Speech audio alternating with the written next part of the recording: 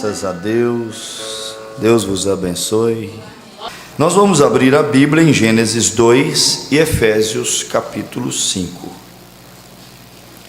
Normalmente cultos familiares assim são cultos menos emotivos e de mais reflexão. E isso não faz desses cultos menos abençoados, né? Mas são cultos onde nós precisamos e às vezes sentar e sermos confrontados. Às vezes as pessoas pensam que vir à igreja, eu vou na igreja para mim poder ficar mais leve, me sentir melhor emocionalmente. Isso tudo pode acontecer, mas também você e eu não podemos nos enganar. Às vezes viemos à igreja e somos confrontados pela palavra, porque a palavra ela nos propõe mudança, nos propõe melhora.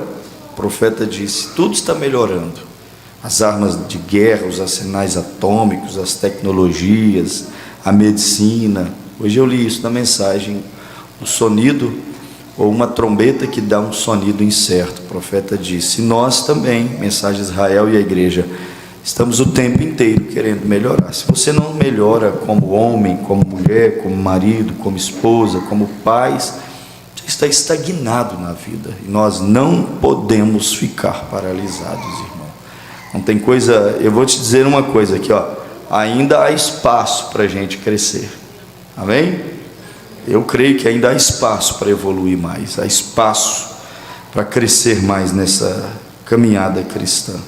Paulo diz que há coisas que são às vezes feitas, praticadas, vividas por cristãos que nem sequer deveriam serem nomeadas entre nós. Olha para você ver. Então quer dizer que há espaço para nós melhorarmos, né? Nós vamos primeiramente Gênesis capítulo 2, versículo 18. Diz assim: e disse o Senhor Deus: não é bom. Se Deus diz que não é bom, é porque não é bom. Não é bom que o homem esteja só. Far-lhe-ei uma adjuntora que esteja como diante dele. Então, quando Deus quis que o homem vencesse, ou não fosse um ser solitário, a primeira coisa que Deus pensou para quebrar a solidão de um homem foi em criar para ele uma esposa.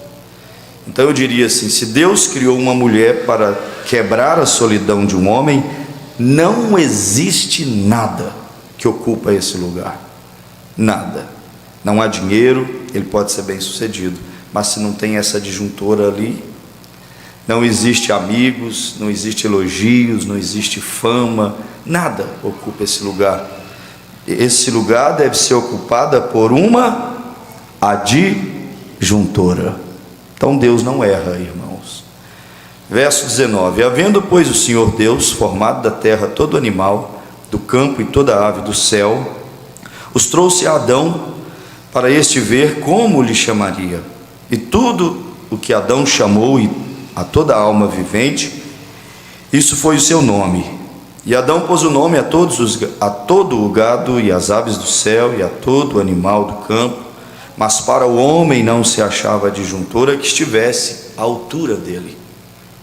Olha aí o que eu disse: nada substitui esse lugar, está vendo? Deu a ele poder, deu a ele autoridade, mandou ele nomear as árvores, os animais, e enfim, as aves dos céus.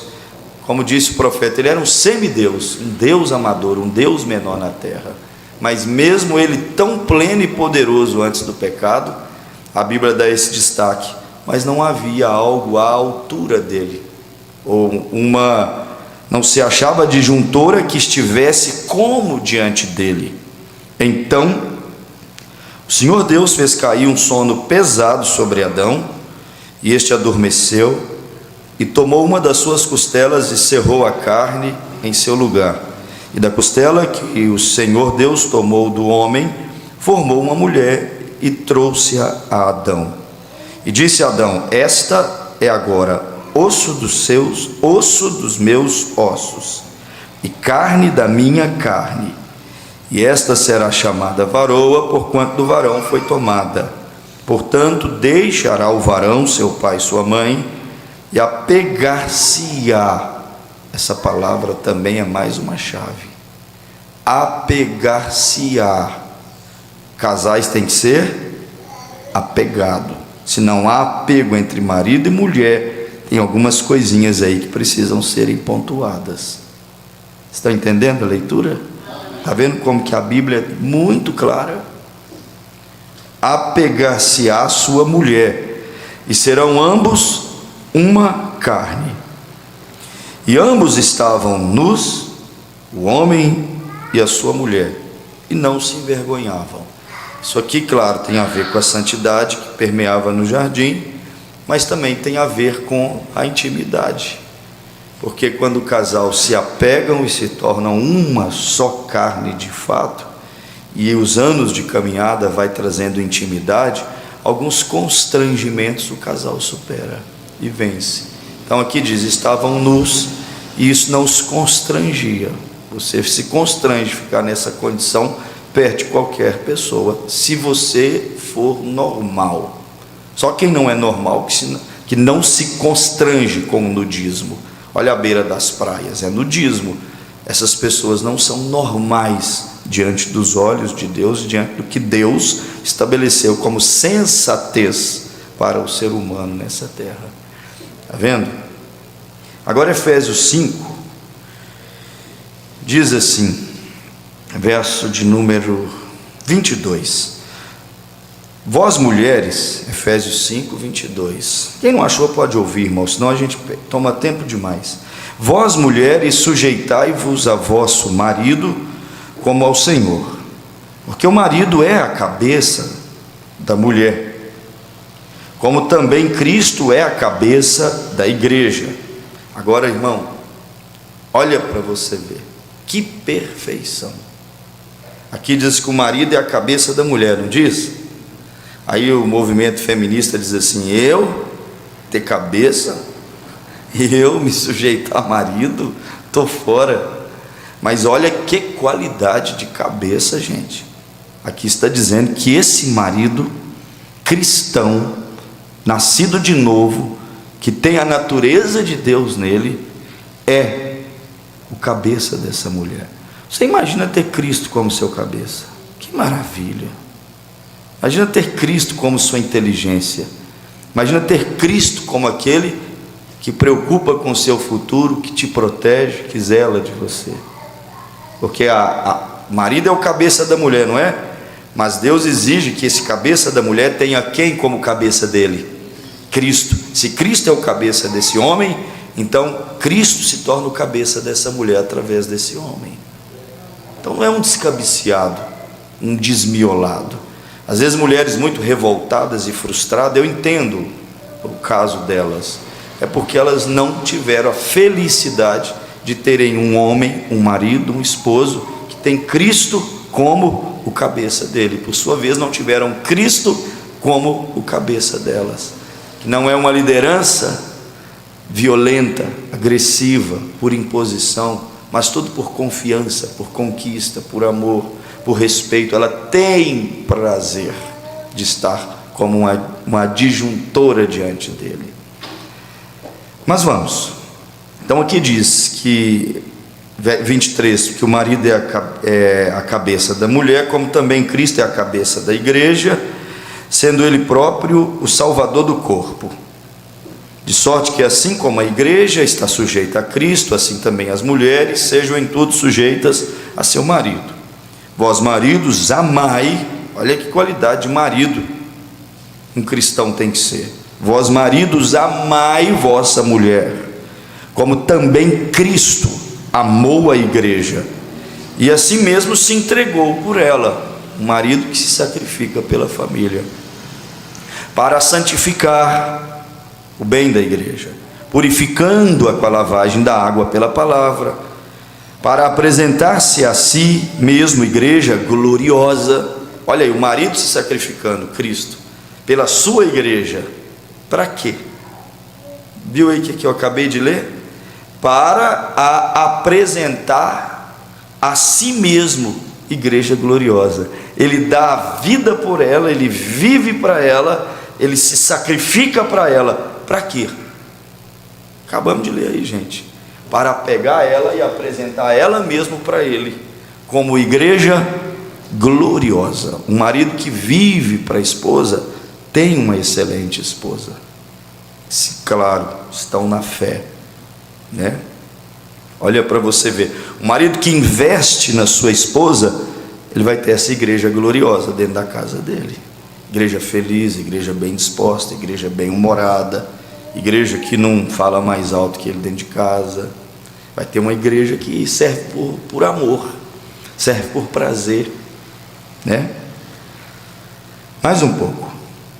Então diz aqui onde acabamos de ler, que versículo 27, é isso mesmo?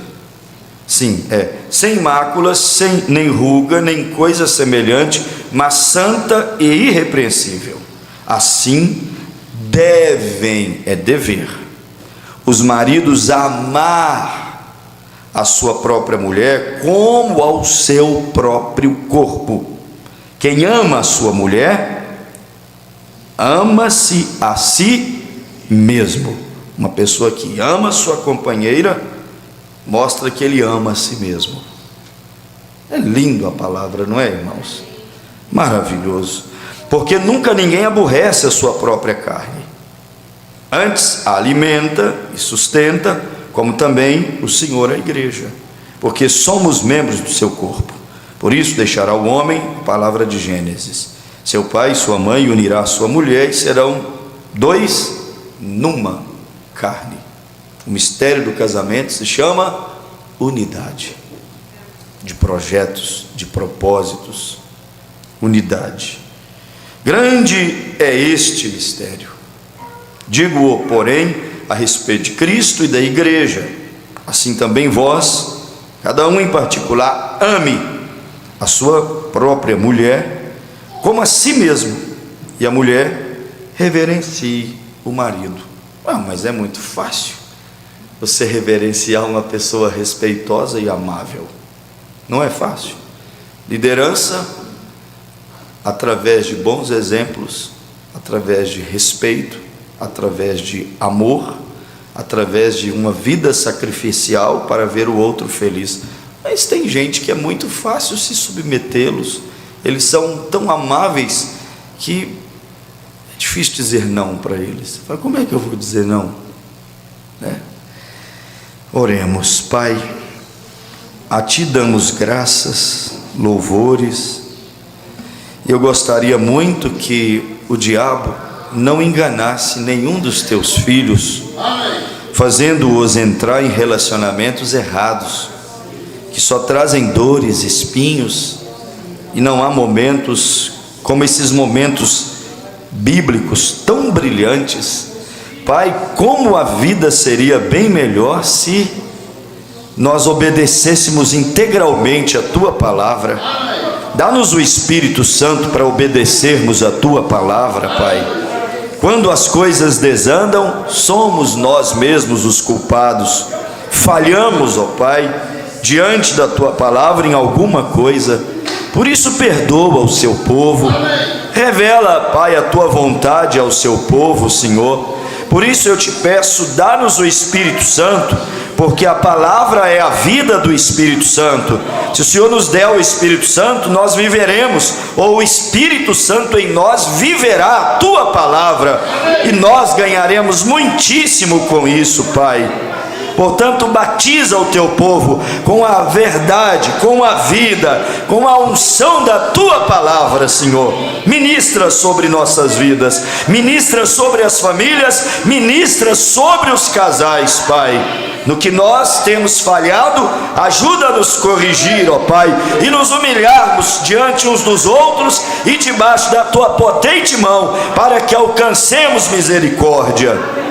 Oramos e confiamos em Ti, em nome de Jesus Cristo. Amém, Jesus. Assentai-vos, irmãos.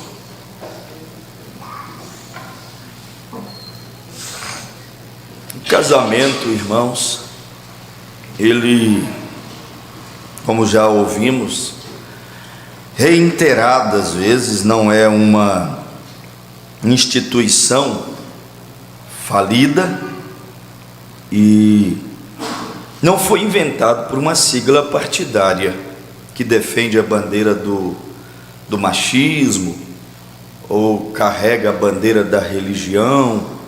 Tem pessoas que pensam que os políticos conservadores ou algum movimento moralista é que tenha inventado, que tenha criado o casamento e a família, mas não foi. O casamento foi Deus que o instituiu desde o jardim do Éden.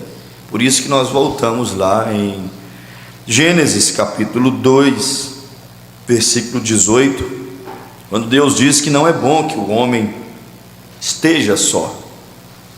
Far-lhe-ei, portanto, uma disjuntora idônea para que esteja diante dele. Então, família, ter cônjuges, isso não deveria ser algo que nós viéssemos fazer apenas por nossas concupiscências, desejos fortes, carnais. E também não deveria ser unicamente um produto da nossa escolha, porque às vezes a gente diz assim: eu é que vou viver com ela, eu é que tenho que escolher. Você está parcialmente certo, não totalmente certo.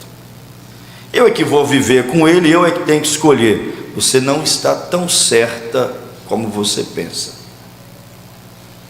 Como esta é uma instituição criada por Deus e é de interesse de Deus que os cônjuges se encontrem aqui e sejam felizes, vivendo uma vida a dois, mas sendo uma só instituição, serão os dois numa só carne, num só propósito, projeto de vida.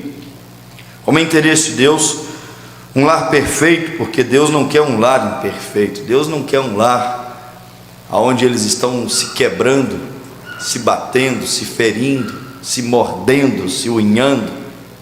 Deus não quer um lar de palavras, às vezes, de baixo caráter, palavras agressivas, que nós não deveríamos proferi-la contra o pior inimigo que eventualmente nós venhamos a ter, pois como filhos de Abraão somos ensinados a não amaldiçoarmos nem os nossos inimigos.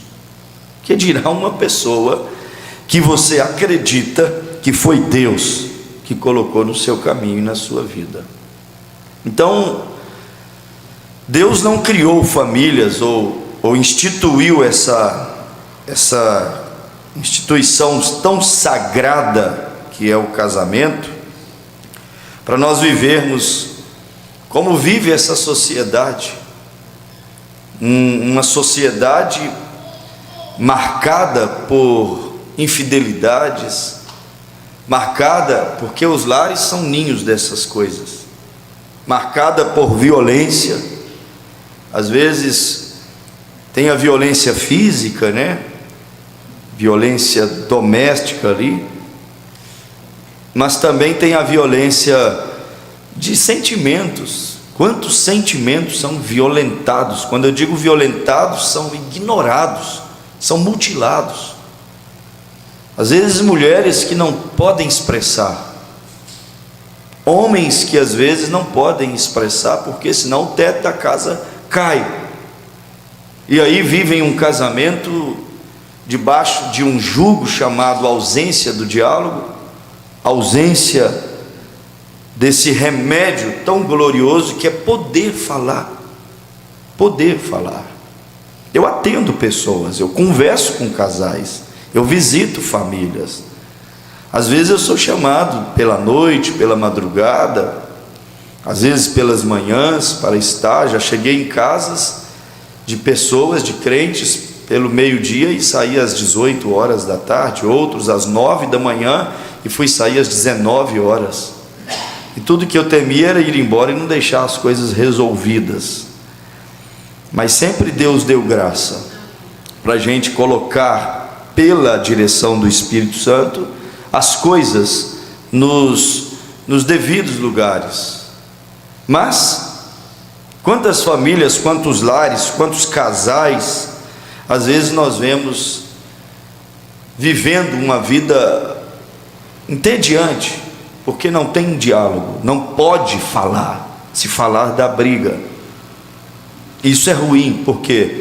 Porque eu garanto para você, se a sua casa é uma casa onde você não pode falar, se o seu marido, irmã, é um marido que você não pode falar, se a sua esposa é uma esposa que você não pode falar, eu não gostaria que fosse assim, mas o que te espera é uma depressão mesmo, porque a solidão, ela traz como consequência, solidão é a ausência de pessoas para você confiar. Podemos estar entre muitas pessoas e estarmos vivendo solitários. Eles chamam disso de quê? Solidão mútua. Estou no meio de milhares de pessoas, mas ali vou eu sozinho. Opa, bom dia, boa tarde, tudo bem? Mas não temos diálogo, afinidade, confiança.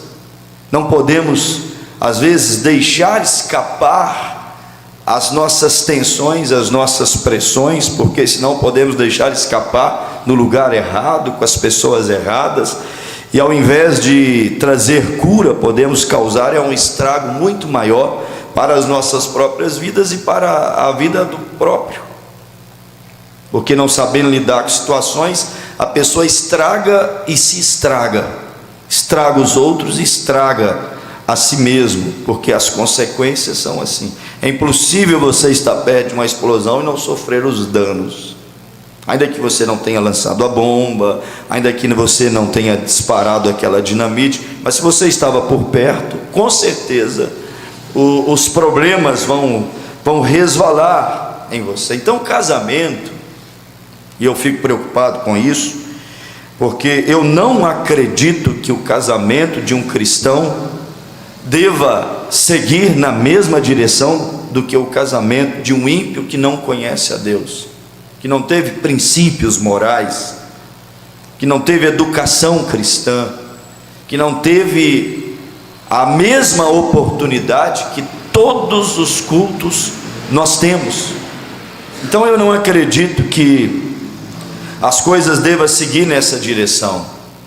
Por isso que a pessoa deveria orar. Pastor, mas eu já me casei e agora orar, isso aí não seria só para jovens? Tá, eles estão na internet ouvindo e vão ouvir depois. Não, mas não seria só para jovens, seria também para nós que somos casados. Para jovens é para que comece certo. Para nós que já estamos nesse barco, igual o irmão João Yormi está no barco há 39 anos. Eu ano que vem faço, em março, 25 anos de casado. A irmã ali 37 anos amanhã. Fez 37 anos, dia 11 de abril também, de casado. Irmão Bené, 48 anos, e assim vai. Então quem está dentro desse barco já, tem mais alguma coisa para fazer? Mas tem muita coisa para fazer, para que esta viagem chamada casamento se torne mais tranquila, tenha menos trepidação, menos baques, para que essa viagem levante menos ondas, enfrentem menos tempestades. Não são todas as tempestades que sobrevêm a um casal que seria necessário que elas sobreviessem. Algumas nós mesmos temos o poder para criá-las. Não são todas as crises necessárias, não são todas as enfermidades necessárias, não são todas as separações necessárias, não são todas as exaltações, todas as feridas que às vezes causamos uns nos outros, que são necessárias. Então tem muito o que fazer para quem já está nesse barco, e tem muito o que fazer para quem ainda não recebeu de Deus essa graça para constituir uma família. Eu disse recebeu de Deus esta graça, porque num tempo como este requer-se muita graça da parte de Deus para conduzir de maneira sensata e sábia uma família. Esse é o tempo do esculhambo da família. Esse é o tempo do declive das famílias. Esse é o tempo onde a família está sendo banalizada, perdendo aquilo que é tão sagrado, porque a família, casamento, é algo que deveria ser sagrado. Está se tornando algo apenas ritualístico e religioso apenas, mas está perdendo a essência da palavra algo sagrado, mesmo sendo algo natural, sagrado, porque revela os projetos de Deus. Deus é família, e o projeto de Deus é com a sua igreja, é com a sua família, e o diabo, ele sempre odiará isso. Deveríamos sermos cristãos o suficiente para pedirmos auxílio de Deus para nos conduzir nessas coisas. Sabe, irmãos, para começar aqui, eu acho que nós oramos muito pouco. Muito pouco. Um homem vai casar, a primeira coisa que ele olha é as pernas da mulher. A mulher vai casar, ela logo olha o físico daquele homem, sua capacidade de persuasão, de expressão, de falar.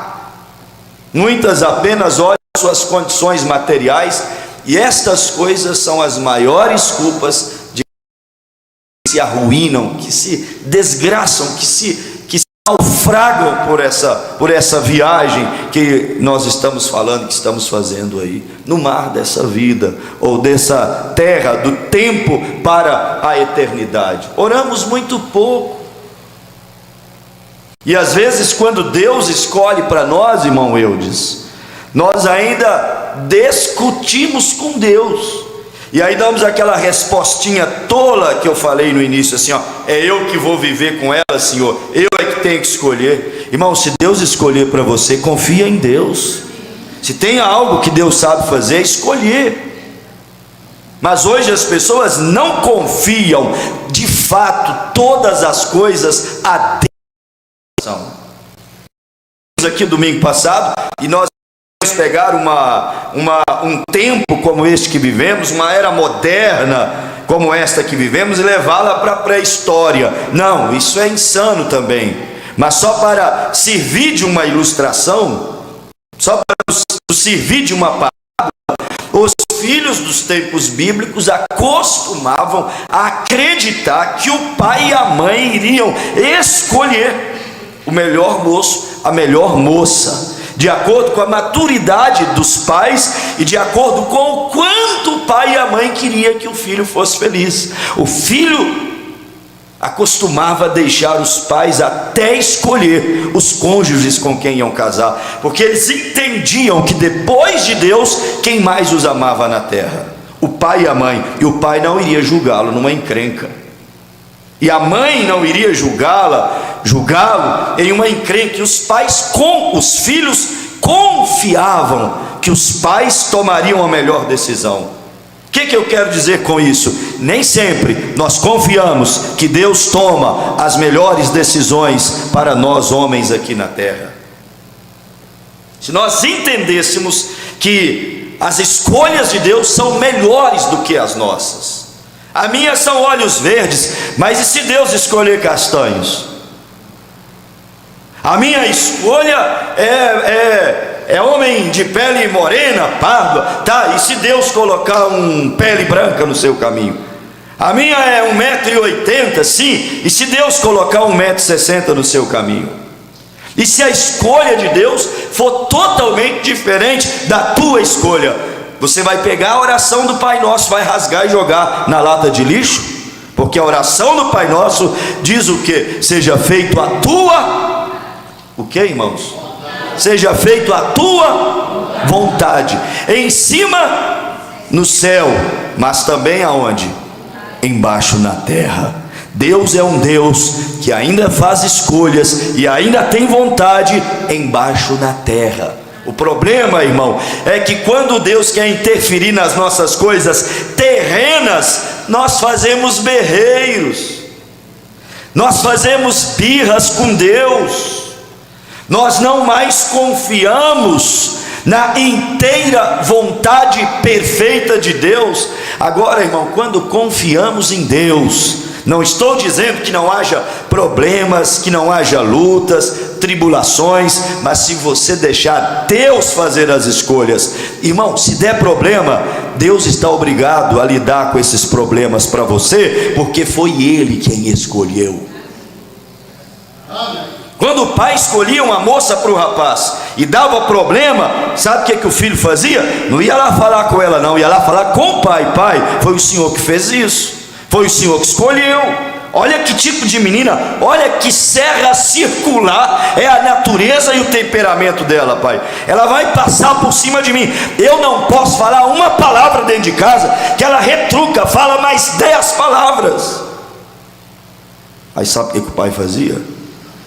Ia lá, chamava os dois e falava assim: minha filha, eu orei, sei que você é de boa família, eu escolhi você para fazer meu filho feliz, e para que e acreditando no potencial que o meu filho tem para poder te fazer feliz.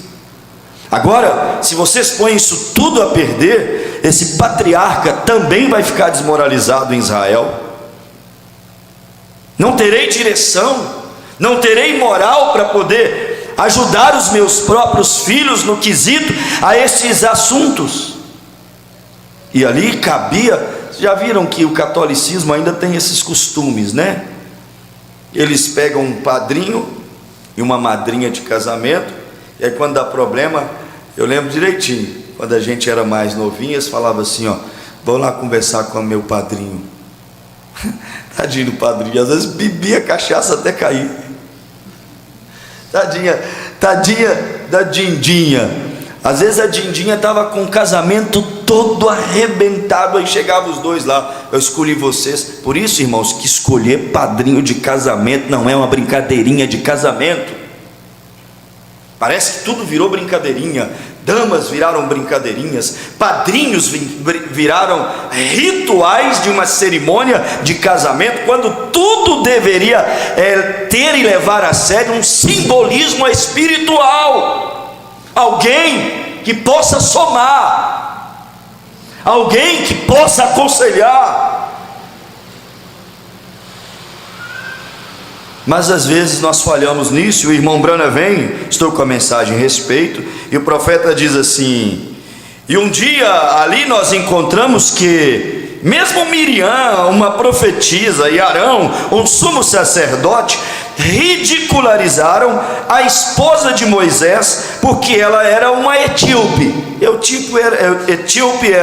Ela era uma mulher negra. E pensaram: não havia tantas mulheres o suficiente em nosso próprio grupo para você se casar, Moisés? Em vez de se casar com uma mulher ali. Aí o irmão Brando disse assim: ó, presta atenção, aquilo não foi a escolha de Moisés, aquilo foi a escolha de Deus para Moisés. Olha, estavam criticando a escolha de Deus para Moisés. Muitas coisas que Deus escolhe para nós receberão críticas dos homens, mas se Deus escolheu por nós, irmão, as críticas não nos destruirá.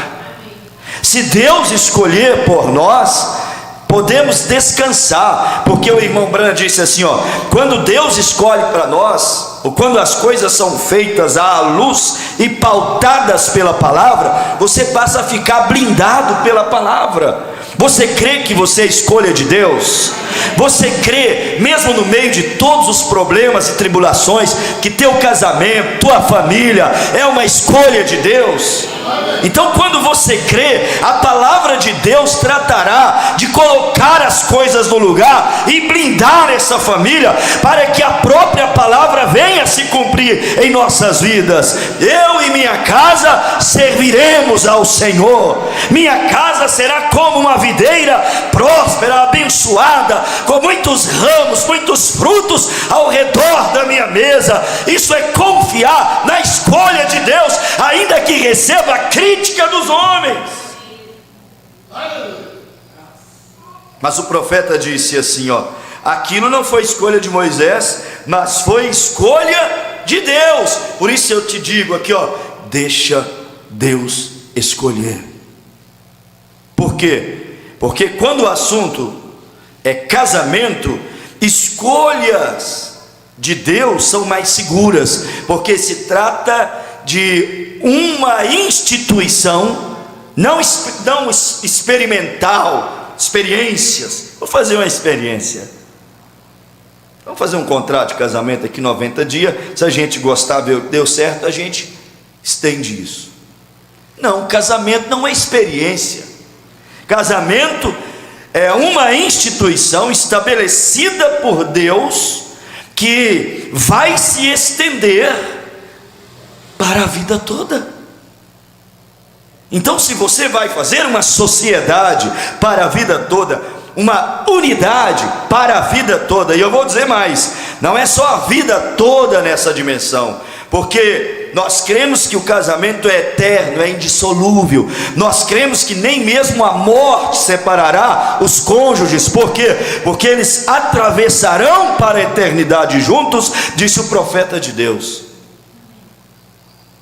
Então tem que ser o quê? Uma escolha de Deus. E se tem que ser uma escolha de Deus, deveria ser feita em oração. Eu acho engraçado, as pessoas hoje banalizaram tanta coisa, que fácil eles dizem assim, não, deu certo, vamos embora, segue seu caminho que eu sigo o meu. Mas está muito banal as coisas. O profeta disse aqui na mensagem Casamento e Divórcio: quando você recebe uma revelação diretamente de Deus, que essa é a sua esposa, ela, a mesma coisa, quando recebe uma revelação de que este é o seu esposo, essa então é a sua esposa pelo resto da sua vida. Que tremendo, né? Vem, porém, o que o homem ajunta, qualquer um pode separar. O que o homem ajunta, qualquer um pode separar. Mas o que Deus ajunta, nenhum homem deve se atrever a tocá-lo. Eu creio que é Deus quem tem unido essas famílias. Você crê nisso de coração? Você pode dizer isso? Eu creio, Senhor. Só vocês agora que são casados, vocês podem dizer assim, eu creio, Senhor, que é o Senhor que uniu a minha família.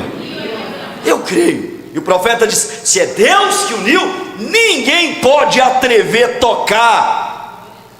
Que Deus te guarde, que Deus te abençoe. Deus abençoe seu casamento. Deus abençoe as coisas que compõem e que fazem parte de um casamento. Atrás de um casamento vem muitas outras coisas. Vem questões emocionais, físicas, orgânicas, vem filhos, vem finanças. E nessa noite eu peço a Deus: Deus abençoe esses casamentos da igreja, para que não caia na banalização como esse mundo tem caído. Amém.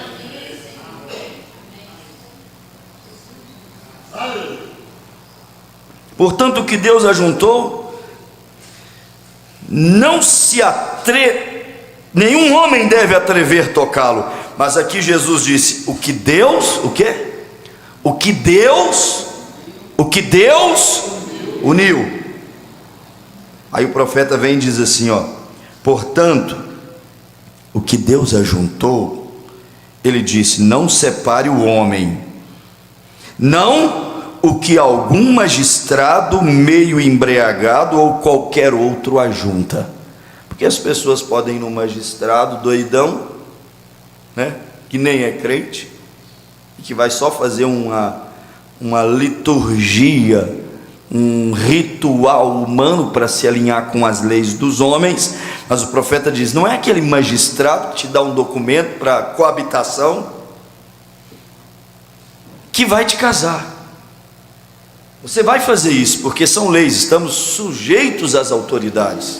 Então nós vamos nos sujeitar às autoridades. Não somos como aquelas igrejas fanáticas que só reconhecem o casamento religioso. Portanto, casou na igreja, não precisa atender às leis, sujeitar-se às autoridades, como lá no início do século XIX era a igreja dos mórmons. Casavam-se entre si e recebiam uma bênção entre eles, e nada, nenhuma ligação tinha pela lei dos homens. O casamento por fé. Mas aí o profeta disse: mas não é esse juiz embriagado que te casa. Aí ele diz assim, ou algum pastor caído da graça, com um monte de credos num livro, os quais te deixariam fazer qualquer coisa no mundo. Aí ele disse: eu estou falando sobre o que Deus tem ajuntado, porque quem casa, quem une, quem solidifica, sedimenta os casamentos é Deus. Por isso que uma coisa que uma pessoa mais deveria desejar na sua casa é Deus. Quando uma mulher vê um marido com inclinações espirituais, dê glória a Deus e corra junto com ele para buscar as coisas espirituais, porque não há garantia em nada se faltar a presença de Deus. Quando aquela mulher quiser mais da presença de Deus, não seja o primeiro opositor, não. Ajuda, estimula, encoraja, vá junto. Por quê? Porque está fadado ao fracasso casamentos e famílias que não têm Deus.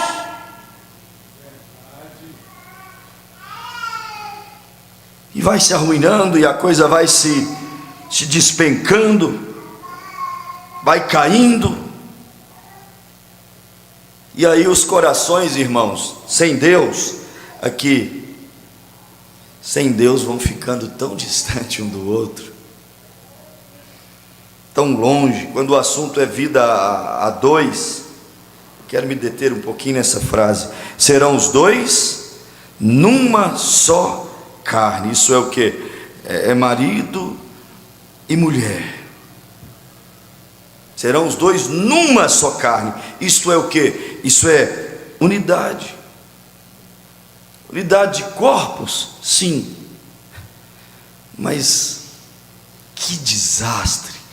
Corpos que se unem e corações que não se unem. Que desastre. Corpos que se unem, mas espíritos que não se achegam. Sentimentos que não se identificam. Valores que não se encaixam, anseios que não se correspondem, sentimentos que não são recíprocos. Por isso que nós deveríamos entender, quando o assunto serão os dois numa só carne, ou seja, marido e mulher, a gente deveria entender, irmãos, que aqui nós já vimos isso. Talvez alguém aqui nessa noite sabe disso. Casamento não é uma ilha, vamos dizer assim, deserta. Uma ilha deserta.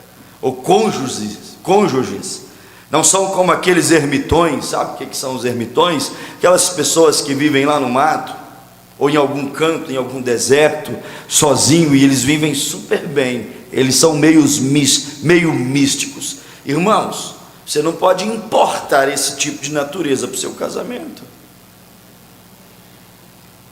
Casamento ou cônjuge, essa mulher não é uma ilha deserta. Quando eu digo ilha deserta, é ilha de solidão.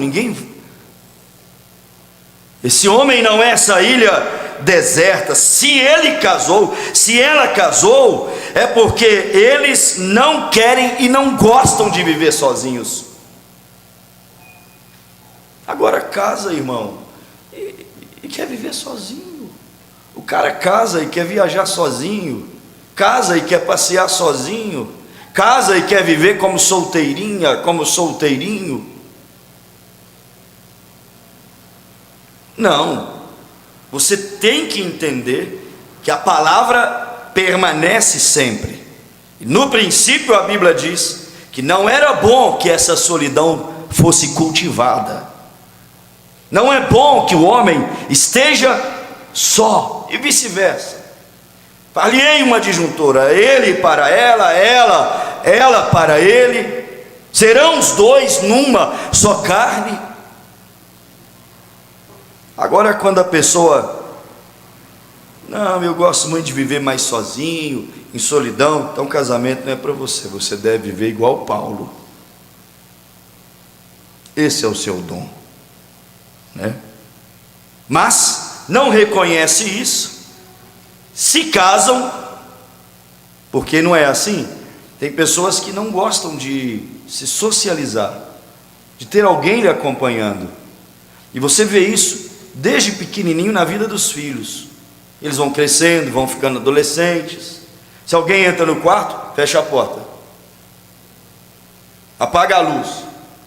Mas por que você quer ficar só sozinho? Você não nasceu para viver só. Não, é porque eu gosto de viver sozinho. O ser humano não nasceu para viver sozinho. Deus disse, não é bom que fiquem só, porque se ficar só, reticência.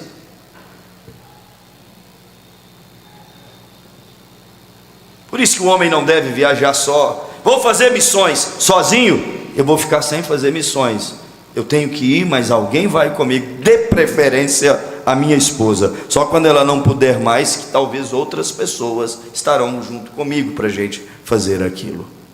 Mas a presença dela é o plano original de Gênesis 3,18. Não é bom que o homem fique só, sob circunstância alguma.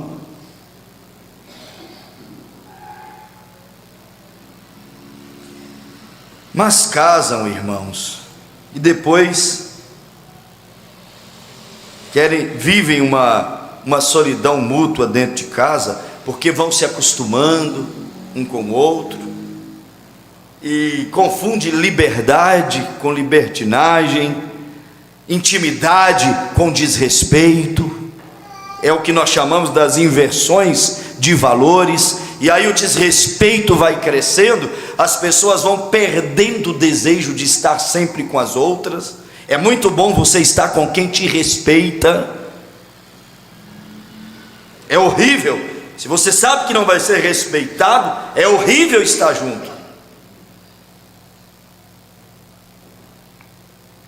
Mas não são poucos os casais que deixaram seus casamentos se arruinarem, porque mesmo casados, juntos, eles vivem uma solidão constante, juntos, mas sós, juntos, mas ela olha para ele e fala assim, não posso contar com ele.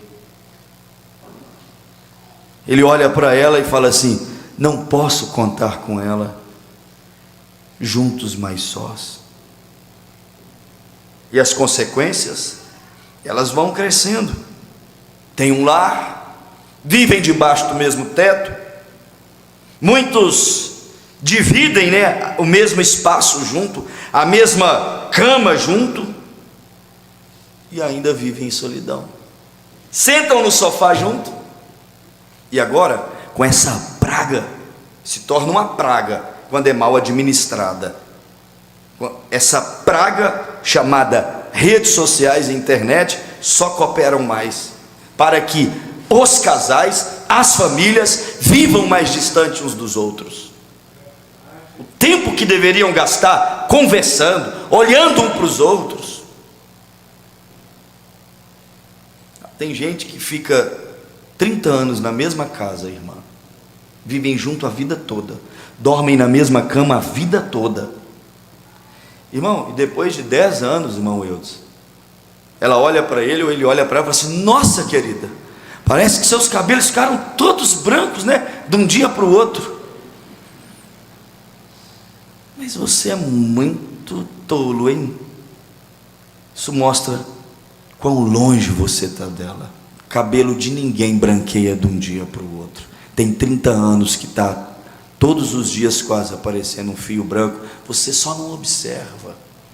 Mas como você envelheceu do mês passado para esse? É porque você começou a me observar do mês passado para esse. Se você tivesse me observando há mais tempo, se passa todos os dias no mesmo caminho e não se sabe tudo que tem naquele caminho. Se todo dia você subir essa rua e passar a reparar as coisas, a partir de agora, todos os dias você vai ver algo novo nessa mesma rua. Se todos os dias você passar a olhar para esse homem, a olhar para essa mulher, a quebrar o gelo e a solidão, todos os dias você vai descobrir algo novo. Mas não se vê, não se repara, não se costuma preocupar-se com a necessidade do outro.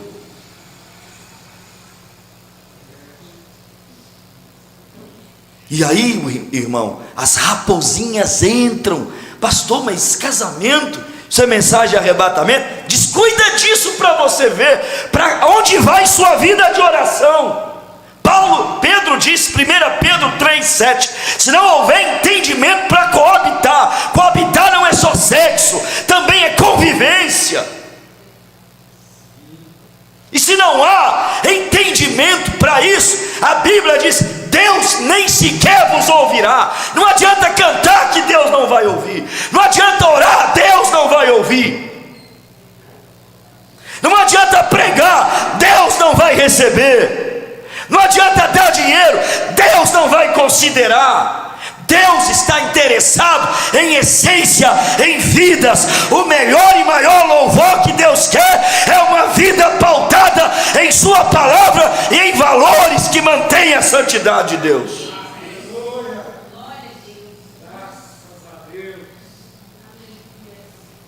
Ah, Deus. Mas vivem no mesmo lugar de vida, em um mesmo espaço, uma mesma cama, e sofrem de solidão. Pensa nisso. Ser ausente, estando junto todo dia. Eu duvido. Talvez vai ter 2 ou 3 mulheres só, não precisa ninguém levantar a mão não, tá? Não precisa.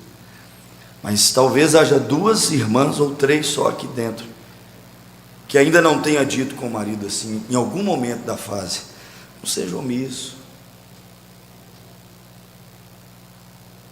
Você é muito ausente. Eu estou em casa todo dia. Tem homens que trabalham e viajam, vêm em casa de 15 em 15, 30 em 30 dias. Eu estou em casa todo dia. Eu não estou falando de estar em casa todo dia, estou falando de presença.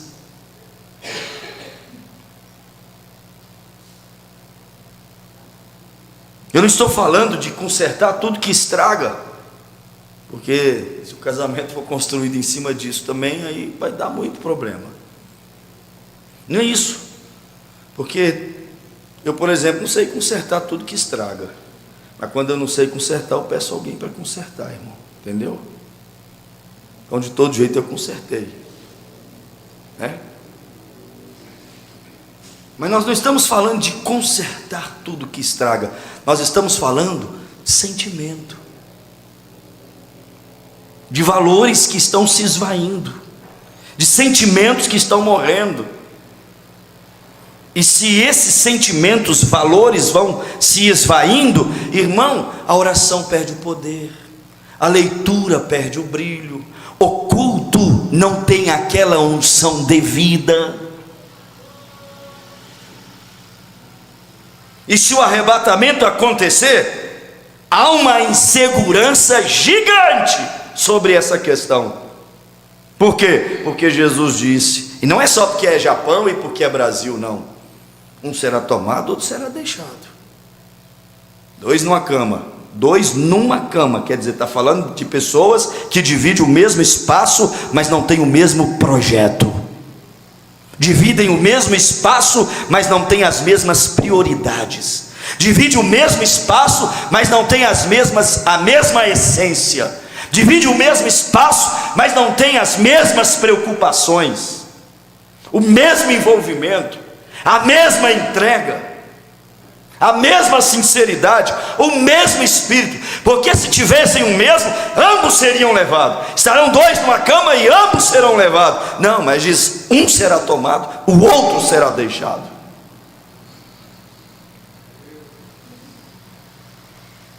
Há quanto tempo você foi abandonada? Não, pastor, meu esposo nunca foi embora.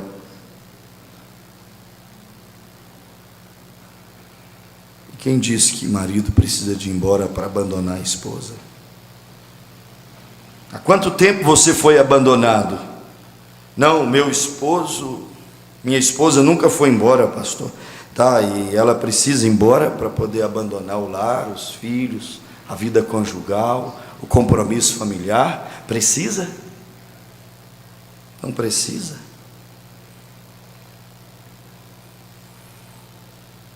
Quantos lares se dilacerando, porque não são íntimos, porque o diálogo não existe, e a ausência de diálogo adoece.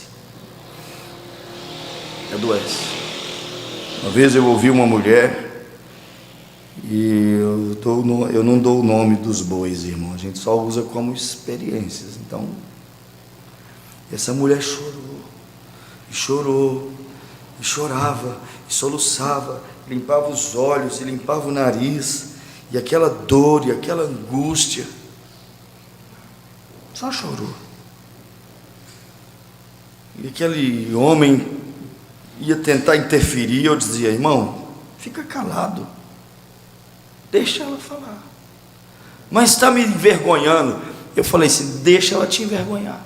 Está me desnudando? Eu falei assim: e daí, deixa ela te desnudar, você é homem, eu também sou homem, pode falar, irmã. Não, mas cala sua boca, deixa ela falar. Ela está gritando, deixa ela gritar.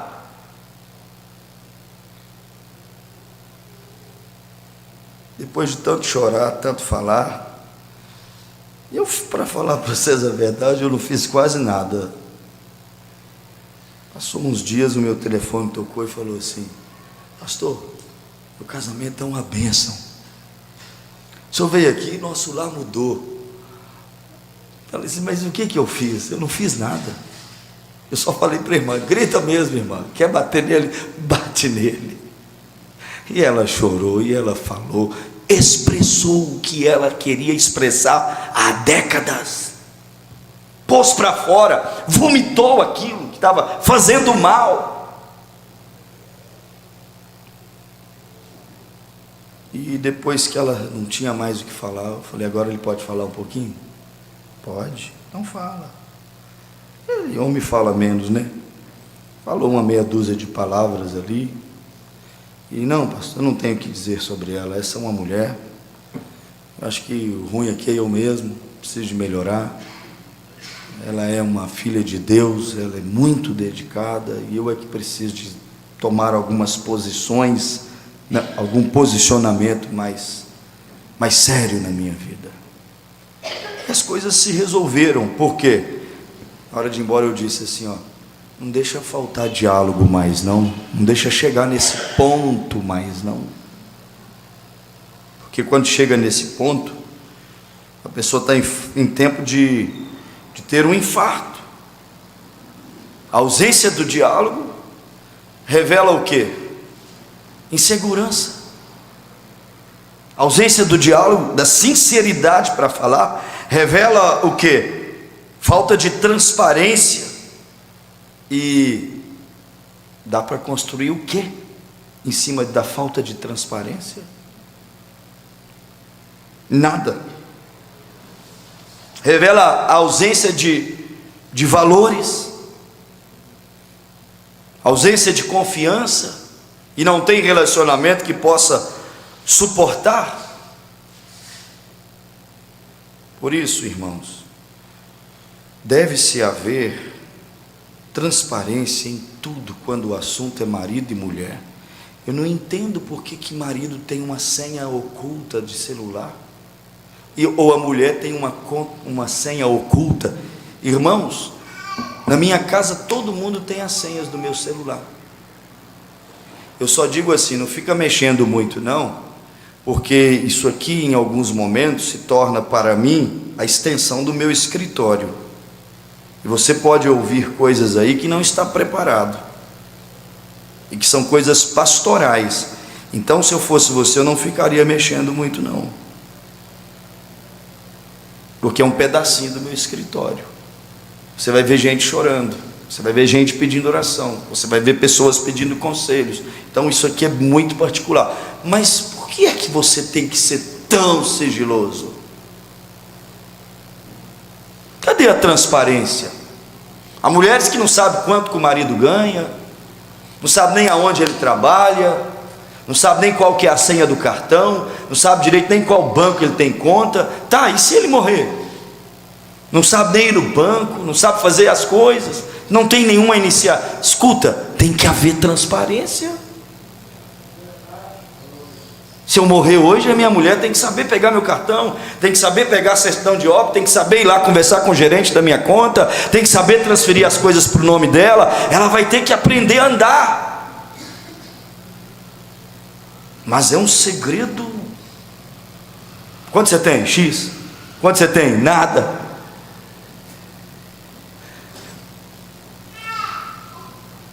Transparência, irmãos. Tem dinheiro aí? Tem. Quanto? X. Ah, então pode comprar isso? Não dá, né? Por quê? Porque tem algumas coisas que são prioridades maiores que estão na frente, e se você fizer isso vai causar um dano muito grande para nós. Pronto.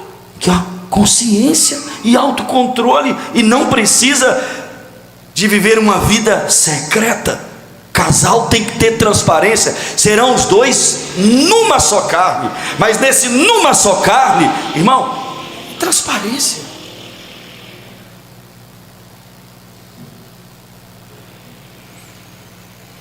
Transparência financeira, porque não pode ser construído em cima de segredos. Lembra quando eu contei uma história não, né? Um fato verídico, de uma moça que apaixonou-se com um homem, e esse homem fez juras de amor. Isso é muito normal, né? Quando se quer o objetivo. Mas sempre muito segredo. Não conhece a família do homem, não sabe bem de onde ele é, não sabe quem é o pai, não sabe quem é a mãe, não sabe nada.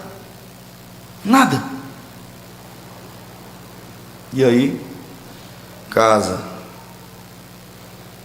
Depois de uns 10 anos de casamento, chega lá na roça, no pasto, 2 homão entrando lá na fazendinha, na roça, e a mulher está lá, nova ainda, estendendo as roupas no varal. E aqueles homens chegam lá: ah, você é a fulana? Sim, sou eu. Aí eles falam assim: cadê o pai? Está aí? Ela: o quê? Pai, acho que vocês erraram o endereço, não? Não, fulano de tal. Ela fez assim, ó, desmaiou. Depois acordou, sentada lá na mesa, com o pai, os 2 filhos e ela. Aí é que os segredos começaram a ser desvendados. Não, porque eu não queria te assustar. Não, é porque eu deixei para te falar depois. Não, não deixa para depois não. Fala logo. As pessoas não podem ser enganadas. Fala logo, não tenha tantos segredos, porque depois de um tempo as consequências são piores. Tem coisas que são evitáveis se houver transparência.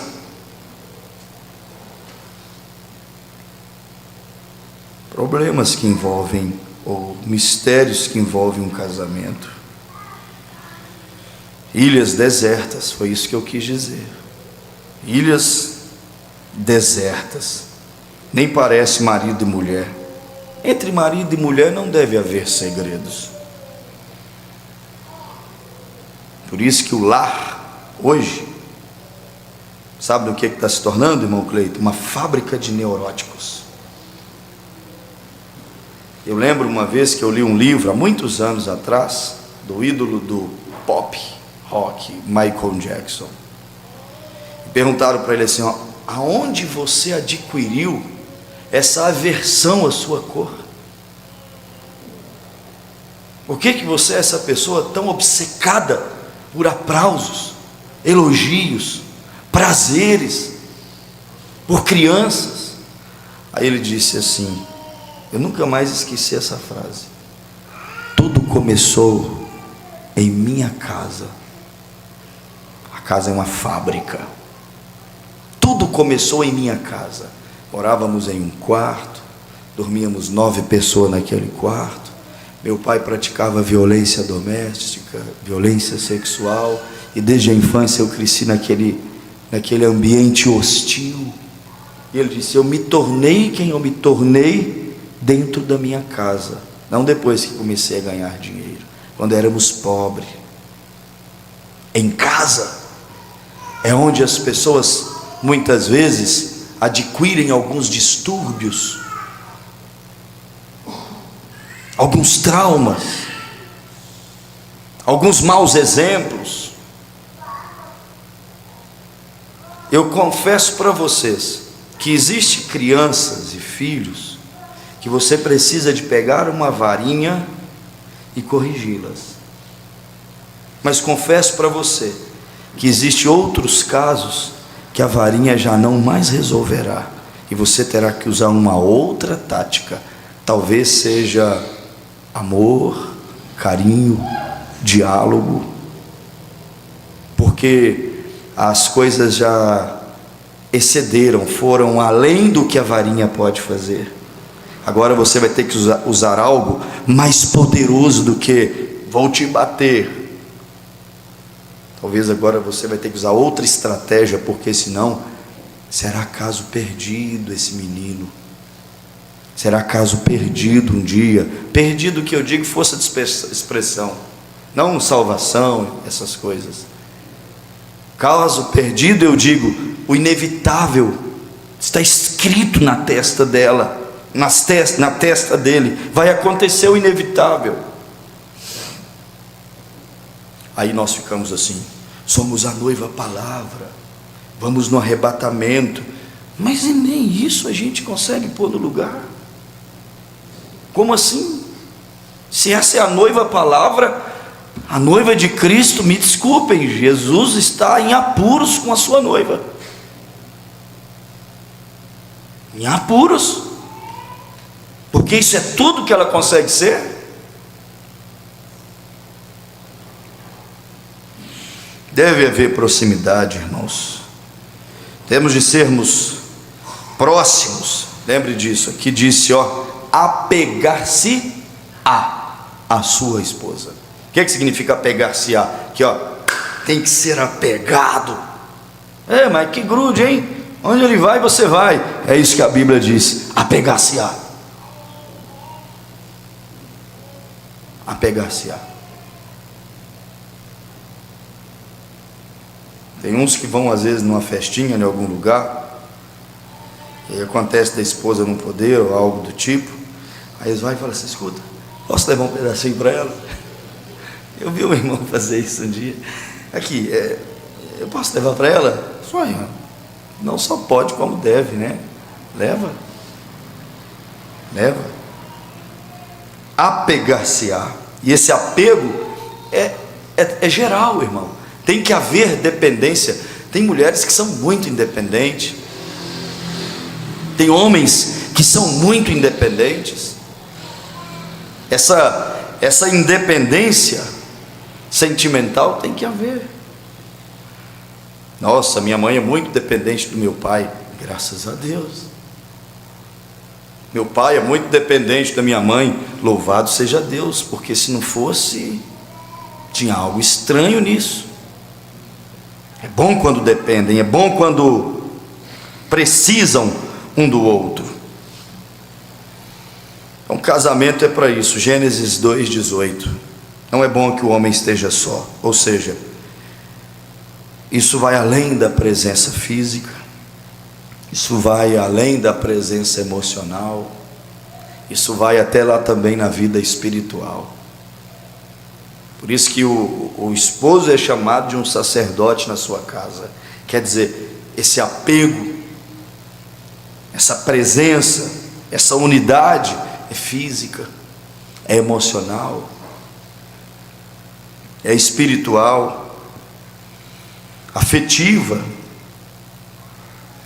Existem às vezes pais que as circunstâncias, um irmão estava me dizendo, obriga às vezes ele a ficar ausente, trabalhar distante, ficar fora muito tempo da vida dos filhos, da vida da esposa. Mas interessante, mesmo às vezes longe, ele tem presença, longe, mas presente. Eu lembrei dessa, eu estava viajando, vi um livrinho de anedotas, e eu peguei para ler, e aí vi essa história aqui, ó. Em uma reunião de pais numa escola da periferia. O que significa periferia? Lugar mais simples, um subúrbio, uma vila. Pressupõe que os alunos lá vão ter mais dificuldade, né? Por causa do ambiente, do clima, às vezes. Não é o que muitos imaginam? Então, nessa escola, na periferia, a diretora ressaltava o apoio que os pais devem dar aos filhos. Agora é os filhos. Pedia-lhes também que se fizessem presente o máximo do tempo possível. Ela entendia que, embora a maioria dos pais e mães daquela comunidade trabalhasse fora, tinha que trabalhar para cuidar, o menino tem que ficar na creche ou na mão dos outros. Isso aí é muito perigoso. Mas, embora os pais e as mães daquela comunidade trabalhassem fora, deveria achar um tempinho para se dedicar e entender as crianças. Às vezes, um tempinho só que se dedica, abre diálogo, proximidade, só um tempinho só um tempinho, comendo juntos na mesa, só um tempinho na sala, ou só um tempinho deitado ali na cama, conversando. Às vezes não são longos e extensos momentos, a vida está corrida para todos. Mas a diretora ficou muito surpresa quando um pai se levantou e explicou com seu jeito humilde que ele não tinha tempo de falar com o filho, nem de vê-lo durante a semana inteira, porque quando ele saía para trabalhar, era muito cedo, e o filho ainda estava dormindo. Quando voltava do serviço, já era tarde, e o garoto não estava mais acordado. Ele nunca viu o menino acordado.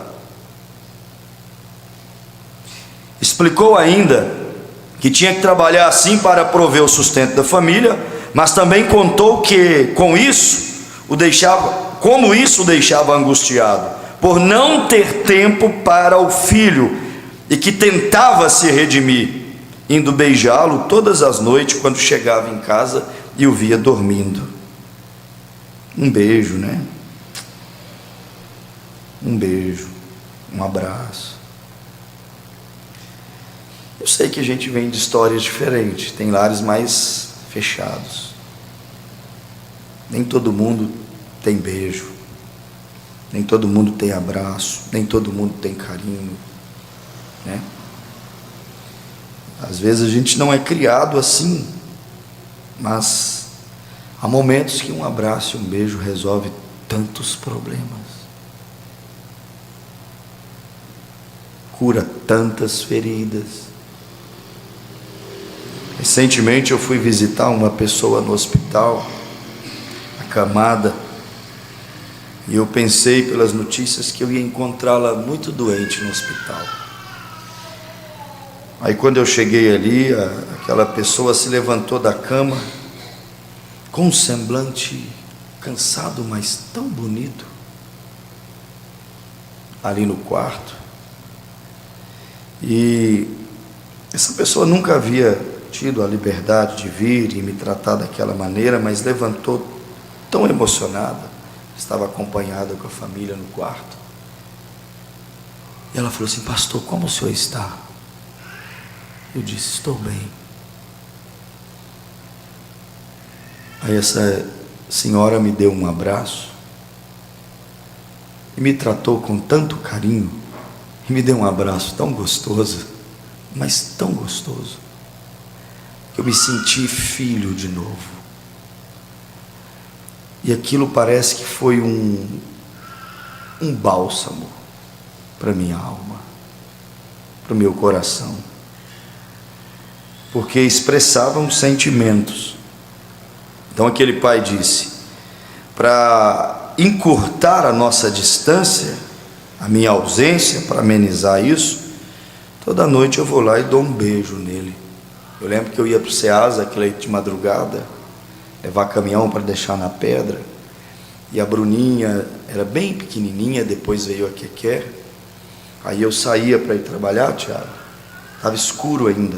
A Cristina deixava de noite o café na água, com açúcar, o coador, o pó. Eu só levantava antes de escovar os dentes, eu ligava.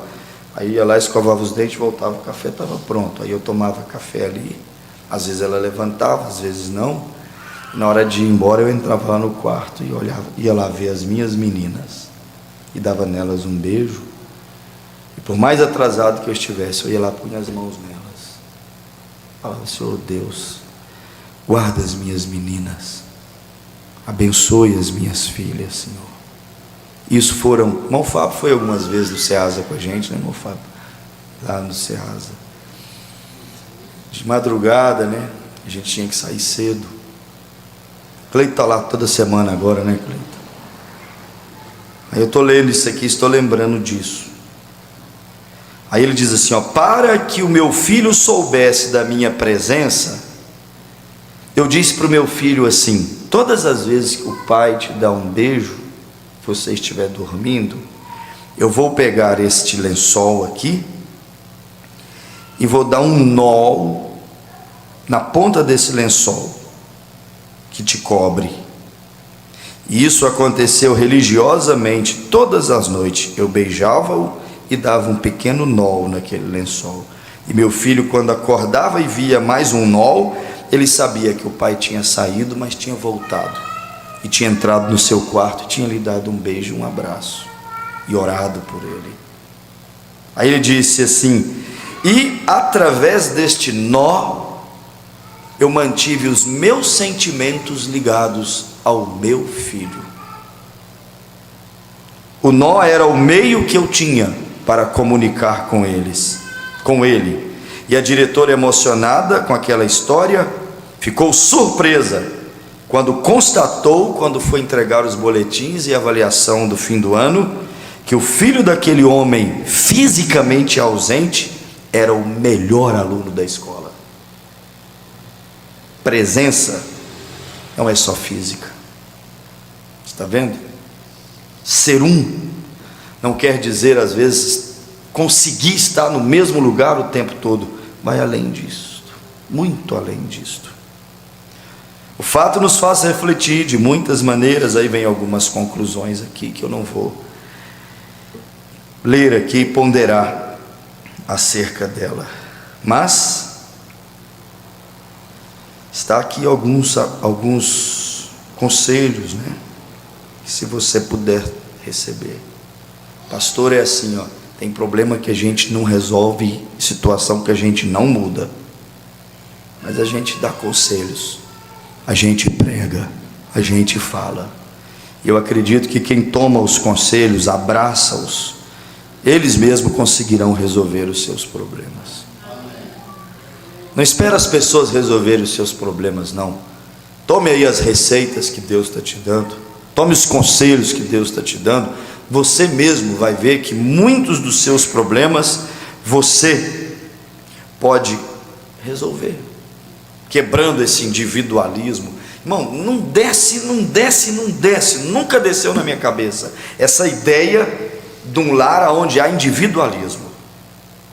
Eu comecei a namorar, mas a Cristina me preparar para casar. Eu lembro, irmão João, que a Cristina trabalhava em uma farmácia.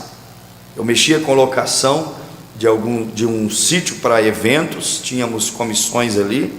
E quando nós falamos assim, ó, vamos nos casar, irmão, todo o dinheiro que ela ganhava no trabalho dela ia para a mesma direção que o meu dinheiro ia. E em 1 ano e 8 meses nós construímos uma casa, antes de casar, uma casinha para a gente viver.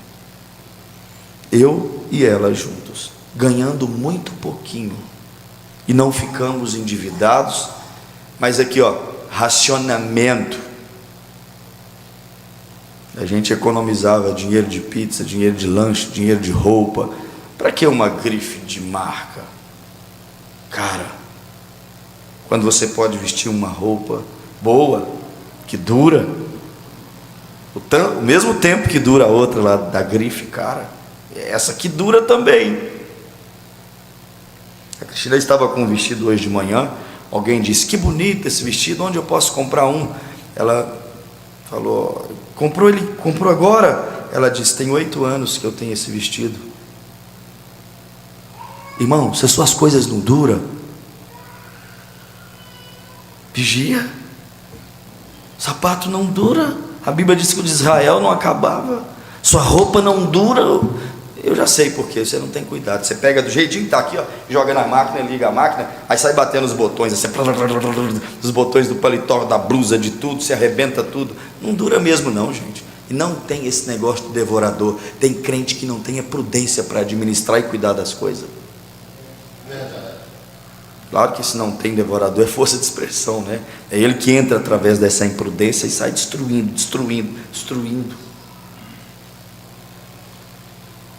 Eu olhei para o sapato um dia desse e falei assim, eu não aguento calçar esse sapato, mas ele não acaba. Não acaba. 10 anos, 15 anos. Eu falei, gente, eu comprei esse sapato para poder casar uma irmã, e até hoje o sapato não acabou. Estava pregando no púlpito hoje de manhã, olhei para o pé e lembrei dele. Falei, mas graças a Deus, se ele durar mais 10, mais 20, vai ser melhor ainda. Irmão, as coisas do cristão têm que ser abençoadas, irmão Bené. Minha casa tem que ser abençoada, meu dinheiro tem que ser abençoado, meus pertences, os nossos pertences precisam ser abençoados. Casamento, irmãos. E às vezes muitos lares não vai bem. Por quê? Falta essas disciplinas, né? Essas disciplinas. Vida 2, tempo dedicado um ao outro.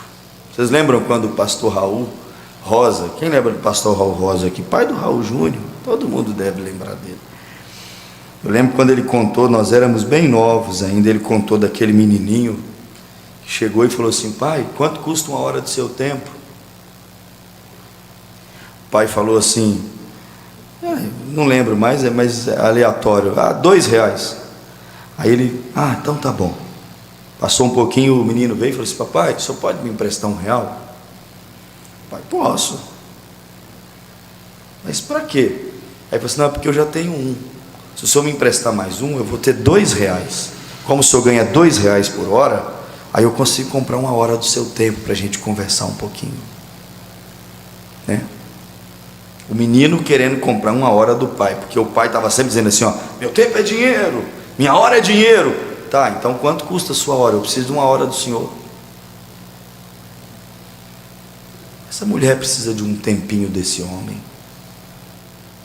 Esse homem precisa de um tempinho desta mulher. Quando ignoramos isso, as coisas desandam, irmão. O distanciamento vai crescendo, e aí não é vida 2 mais, é vida 1 só. Cada um por si, e Deus por todos, né? Não é assim? O dito popular hoje, cada um se vira aí, irmão. Você cuida do seu dinheiro, mulher, eu cuido do meu, tá? Você dá o seu jeito. Vamos tomar um sorvete. Você paga metade, eu pago a metade, e você cuida do seu dinheiro, eu cuido do meu, e aí vai seguir na vida. Não, você não pode olhar, casou? Pode olhar só para você, mas não. Eu estou bem, tá? Eu e ele.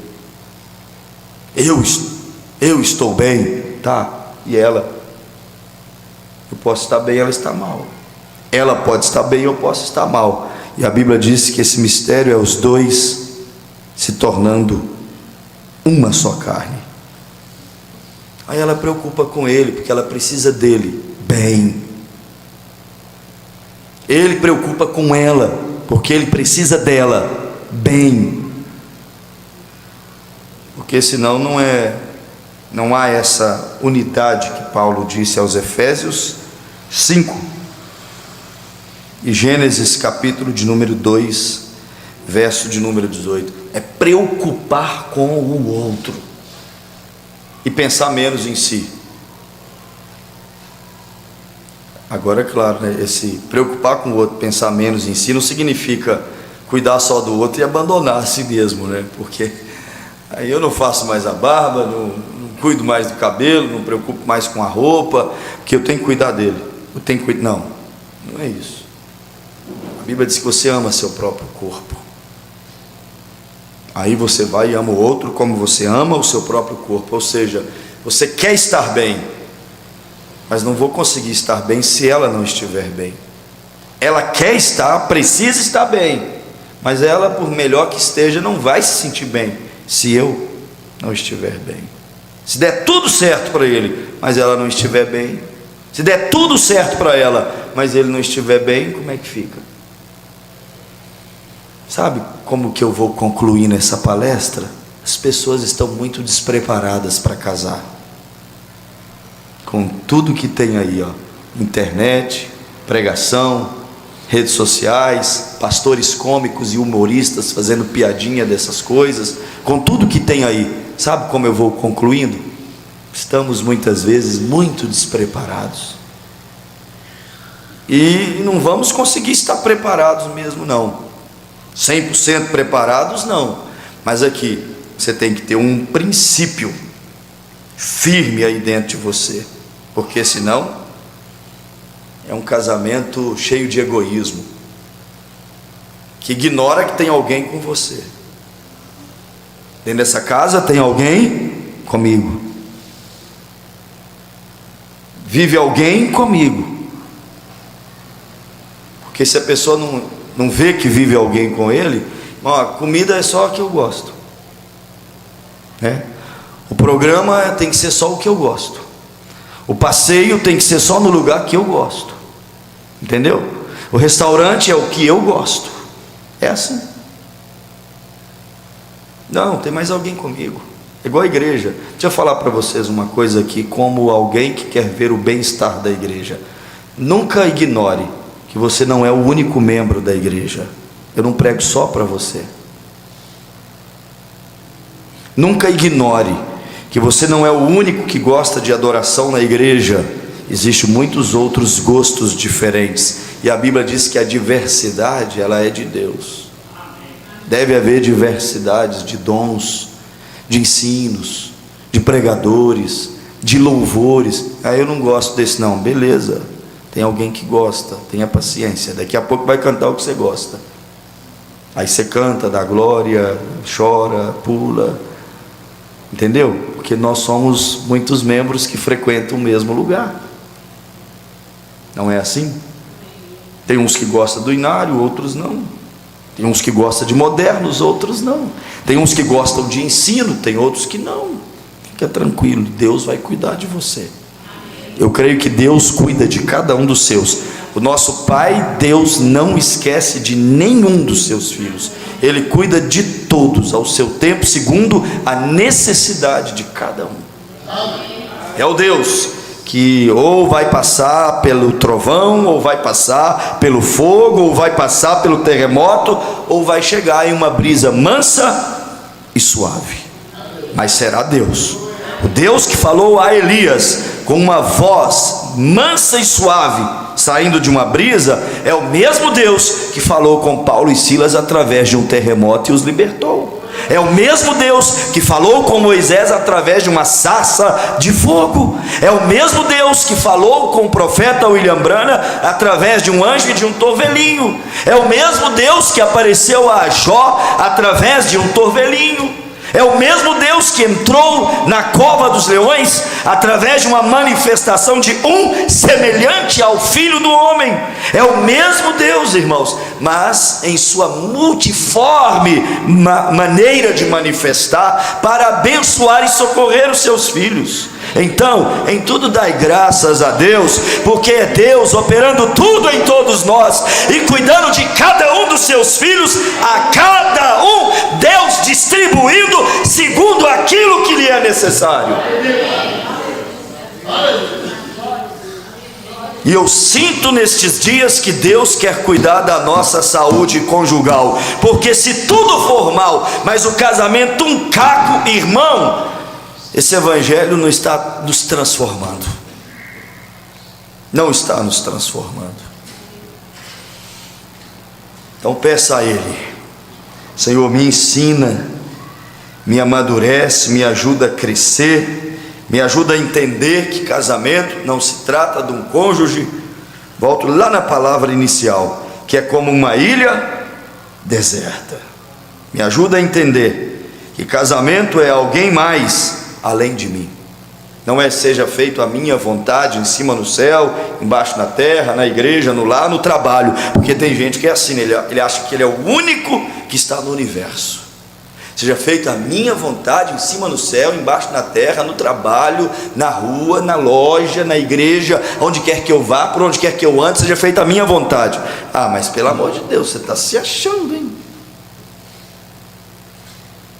Só a sua. Casamento é viver, é preocupar com o outro.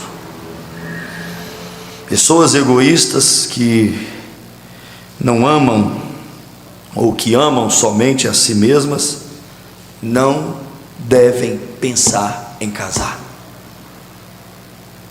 E muitos casamentos se acabaram, e talvez muitos ainda se acabarão, porque casou dois egoístas.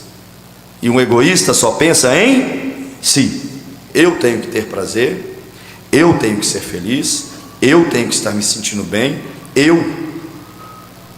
esse tipo de natureza jamais deveria casar-se, porque casamento é fazer o outro feliz, é viver para o outro, é uma vida sacrificial. E aonde está o prazer e a alegria nisso? Irmão, maior prazer, mais bem-aventurado é o que dá do que o que recebe.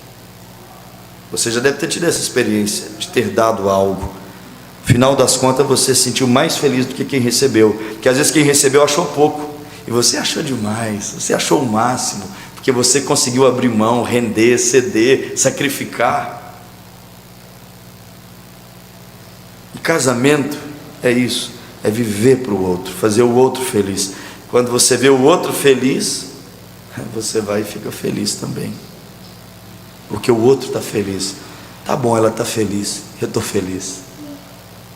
Tá bom, ele ficou feliz, então eu estou feliz. Aí essa felicidade se torna mútua, porque nós ficamos felizes em fazer um ao outro feliz. Imagina uma casa assim, ele tentando fazer ela feliz, ela tentando fazer ele feliz, os filhos tentando fazer os pais felizes, os pais tentando fazer os filhos felizes. Imagina, irmão, que ambiente. A gente tem muito que aprender, irmãos. Amém. Muito que aprender. Nós interrompemos aqui domingo passado e hoje essa sequência acelerada de pregações,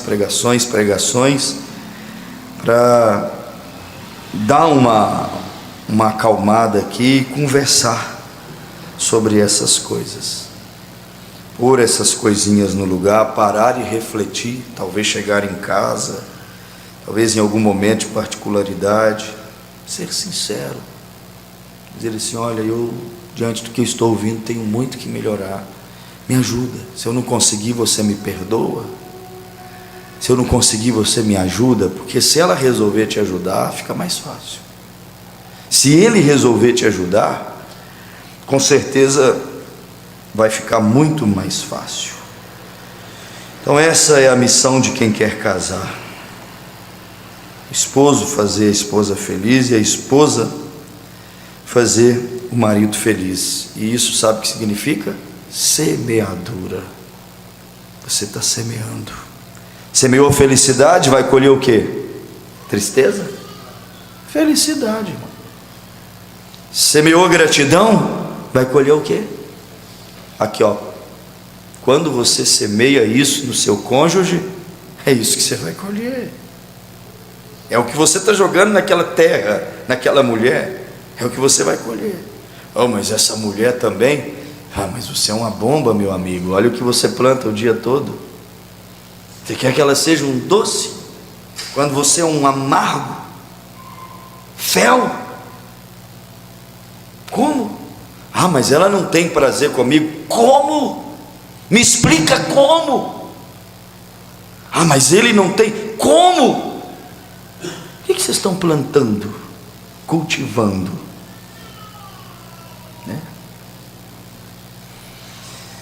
Ah, Jesus, me ajuda, Senhor. É tanta coisa, irmãos, que não dá para a gente ir avançando aqui. Mas levamos essa lição. Casamento é ceder, às vezes, os seus propósitos, viu? Ah, pastor, o senhor está falando com alguém que não desiste nunca. Aí lascou.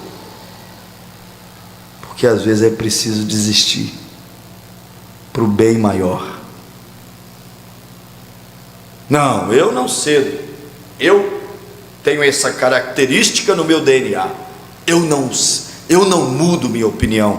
Pois é, às vezes vai ser preciso mudar. E isso não vai te diminuir. Pelo contrário, vai te beneficiar. Vai revelar algo nobre em seu caráter. Casamento, às vezes, é você falar assim, ó, eu tenho um propósito aqui, ó, tenho um projeto, mas eu vou abrir mão do meu propósito, do meu projeto, para quê? Para abraçar o da minha esposa dessa vez. Eu vou abrir mão do meu propósito, do meu projeto, para quê? Dessa vez eu vou abrir mão para abraçar o do meu esposo. Nós vamos executar o dele primeiro, depois a gente une forças e vem e executa o meu. Nós vamos trabalhar junto, é parceria. Isso é casamento. Não é um remando com remo para um lado, outro remando para o outro, e a canoa, ó, girando o tempo inteiro e um lado desgovernado. Não prospera, não consegue adquirir, não consegue fazer uma reservazinha financeira de emergência. Não consegue. E não é por falta de recursos. Os recursos sempre virão. Deus sempre envia recursos. Não é por falta de recursos e de provisão, é por falta de má administração do lar.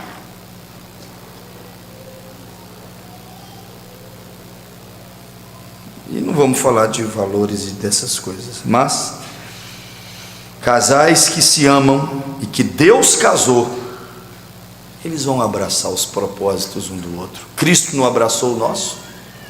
Nós não estamos abraçando de Cristo a causa, o propósito? Isso é casamento. Essa é a base, caminhar juntos, dentro da mesma canoa, remando na mesma direção. Agora tem casamento, irmão, que é assim, ó. Se você entrar no rio, irmão, colocar duas canoas ali, ó, colocar o pé dentro de uma, o pé dentro da outra, o que acontece? Você vai conseguir ficar em pé ali? Um pé dentro de uma canoa, um pé dentro da outra. Tem gente achando que casamento é isso, e não é. E não é. O ser humano é muito egoísta, irmão. Muito egoísta. Por isso, vive esses desgovernos no lar. Desgovernos, traumas, sequelas, sofrimentos, de todas as maneiras. Negócios, princípios, valores, enfim, a canoa começa a girar o tempo inteiro. E aí lá na frente dá problema mesmo. Por isso que antes de casar, é bom apresentar as diferenças, viu? É bom apresentar as diferenças, os gostos, os pontos de vista, as crenças. Por isso que a Bíblia fala do julgo desigual. Gente, a pessoa fala assim, irmã Cleonice, eu odeio isto. Isto que essa pessoa odeia é o que você ama. Para que você vai se arriscar?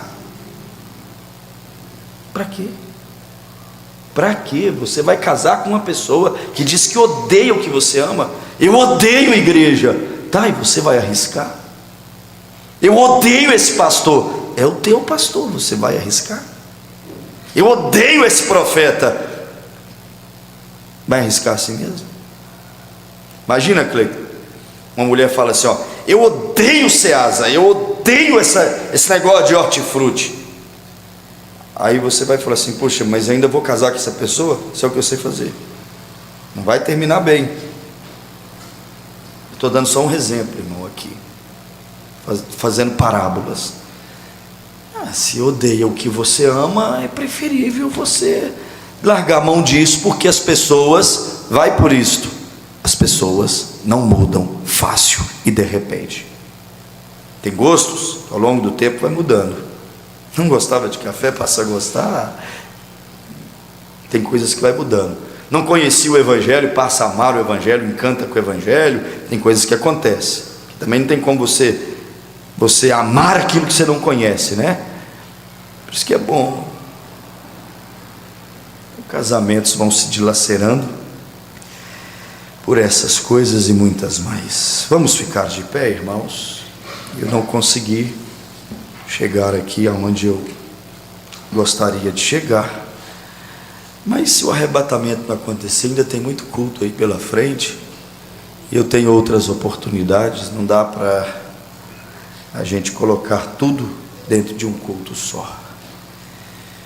Vamos fazer uma oração pelas famílias. Pode ficar no seu lugar, não precisa de vir aqui na frente, mas nada melhor nessa hora do que orar pelas famílias, pela companheira, pelo companheiro. Também não está proibido, se alguém quiser abraçar com o esposo, com a esposa, aproveitar esse culto de domingo, falar assim, vamos fazer uma oração junto, terminar a semana junto em oração.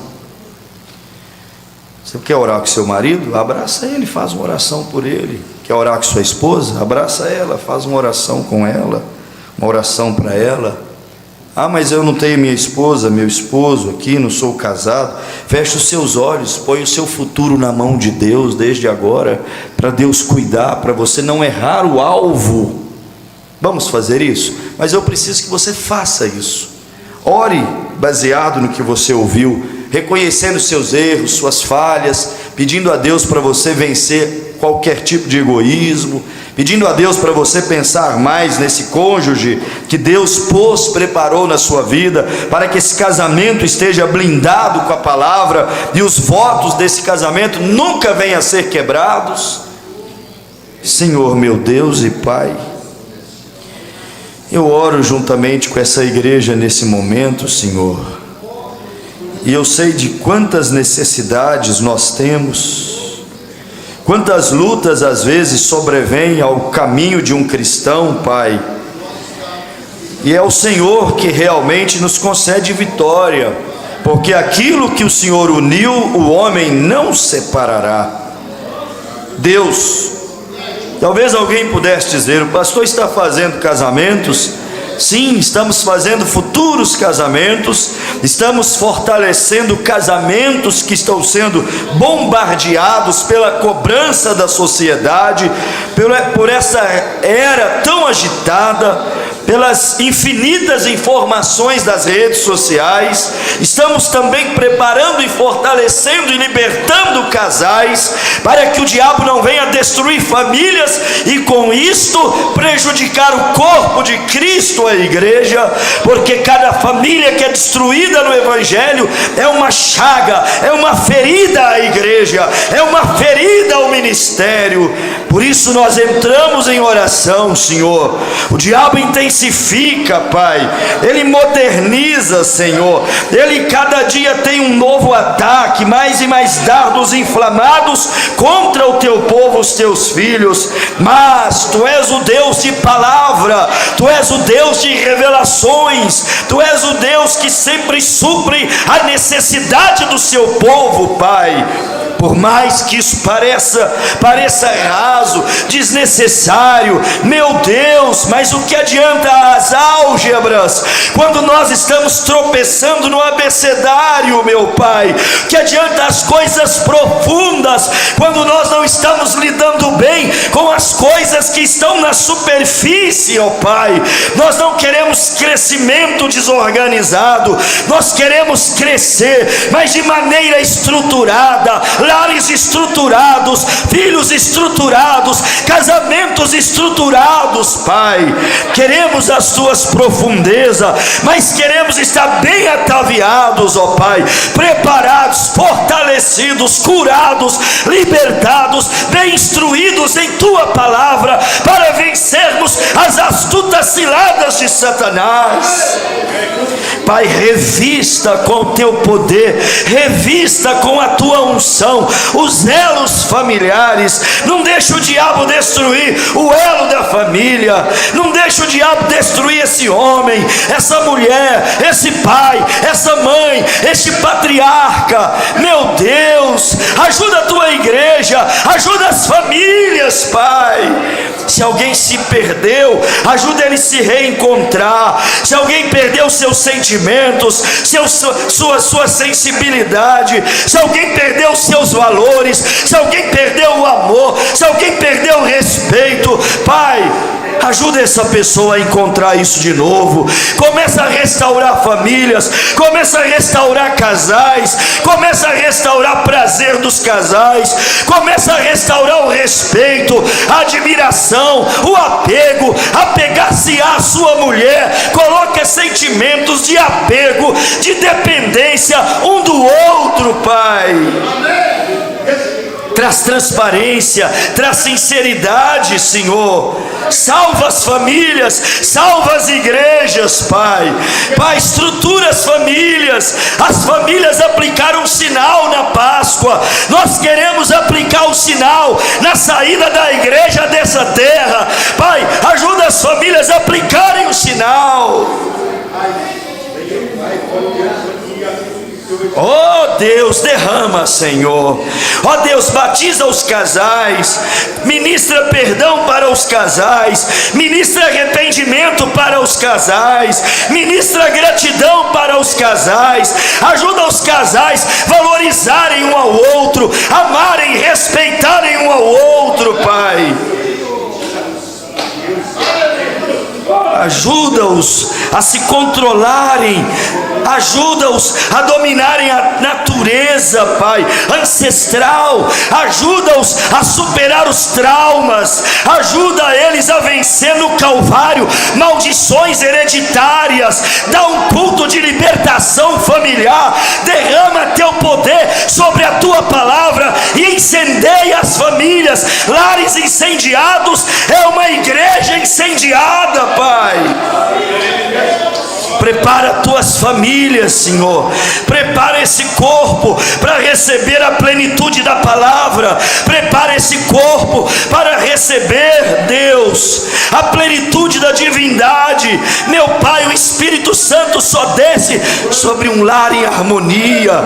Não é sobre qualquer lar que o Senhor desce. Prepara, estrutura os lares, Pai.